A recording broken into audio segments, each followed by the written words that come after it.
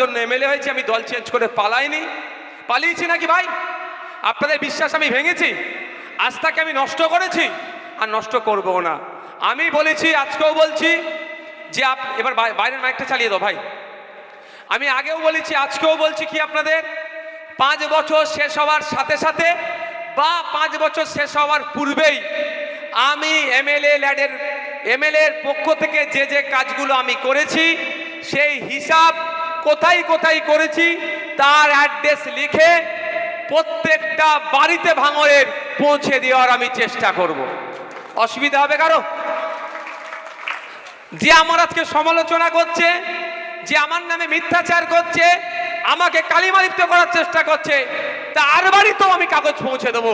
ওই কাগজে যদি ভুল থাকে সেটা পড়ে আমার ভুলটা পাবলিককে সে বলবে। আর যদি বাড়িতেই না পৌঁছাতে সবার বাড়ি, তারপরে আমি একটা অপশান কি রেখেছি, প্রতিটা বুথে বড় বড় ব্যানার করে টাঙিয়ে দেব।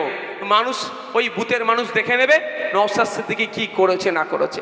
আপনাদেরকে একটু জানিয়ে রাখি এমএলএর টাকাটা কিভাবে পাই। আগে একটা এমএলএ 5 বছরে 3 কোটি টাকা পেত। ক টাকা?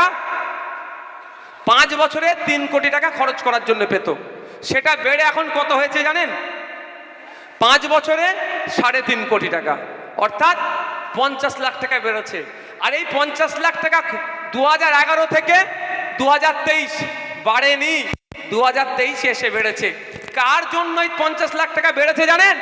ভাঙড়ের বিধায়কের জন্য, ভাঙড়ের মানুষের জন্য। অর্থাৎ ভাঙড়ের বিধায়ক আমি বিধানসভায় গিয়ে বলেছিলাম প্রতি বছরে 2 কোটি টাকা করে একটা এমএলএকে খরচ করতে দেওয়া হোক। সেটা না শুনে মাত্র 10 লাখ টাকা বেরিয়েছে বছরে। কিন্তু বেড়েছে তো। এটা কার অবদান? ভাঙড়ের মানুষের অবদান। এটা ইতিহাসে লেখা থাকবে, এটা ইতিহাস। এবার আপনাদের বলি, 3 কোটি বলুন বা 3.5 কোটি, এই টাকাটা এমএলএ কি হাতে পায়? এটা জানতে হবে আপনাদের। এখানে একটা গেঁড়া কল আছে, বহুত বড় গেঁড়া কল। ওই বলছে না এমএলএ কাজ করতে পারেনি। আরে কাজ করতে তুমি তো দাওনি ভাই এতদিন আমাকে। আমি ভাঙড়ে 2টো পঞ্চায়েত সমিতির মাধ্যমে কাজ করতে চেয়েছিলাম, কাজও দিয়েছিলাম। ওরা আমার কাজ করেনি, 2 বছর ওরা নষ্ট করেছে আমার। ক বছর? সেই জন্য বাধ্য হয়ে আমি ছুটে গিয়েছিলাম নবান্নে, আপনারা দেখেছিলেন তো। যাক, ওই 3 কোটি বা 3.5 কোটি টাকা কি হয় আমাকে বলে দিতে হয়। ডিস্ট্রিক্ট প্ল্যানিং অফিসার বলে একটা অফিসার আছে জেলাতে, তাকে প্রস্তাব দিতে হয়। আমি প্রস্তাব দিলাম যে এইখানে লাইটের দরকার, এখানে কলের দরকার, এখানে রাস্তার দরকার, যা যা ওই 3.5 কোটি 3 কোটির মধ্যে হয় সে প্রস্তাব আমি অলরেডি দিয়ে দিয়েছি। কতটা কাজ হয়েছে না হয়েছে আমি এখন বলবো না, ইচ্ছা করে আমি বলবো না। কিন্তু আমি আপনাদের বলে যাই যে আমার পিরিয়ডে যদি 5টা টাকা খরচ করতে বাকি থাকে, সেই 5 টাকাও আমি ঘর থেকে এনে ভাঙড়ের মানুষের হাতে তুলে দেবো। আর যদি 3 কোটি টাকাও কাজ করতে বাকি থাকে, আমি আমার বাড়ি থেকে 3 কোটি টাকা নিয়ে এসে আপনাদের হাতে তুলে দেবো।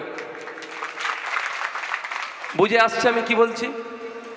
একজন বিধায়কের টাকাটা খরচ করতে না পারা মানে বিধায়কের ব্যর্থতা বলবে। তাহলে আমি যদি ধরুন না 3 কোটি টাকা কাজ, আমি যদি 2 কোটি 99 লক্ষ 99 হাজার টাকার কাজ হয়ে গেছে, 1 টাকার কাজ বাকি থাকলো তো,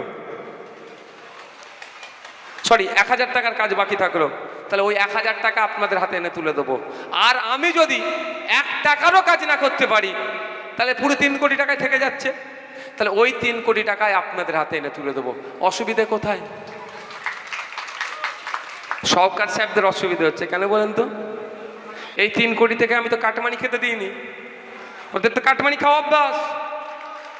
আমি কাটমানি খেতে দিইনি, আমি অন্য গল্প হবে।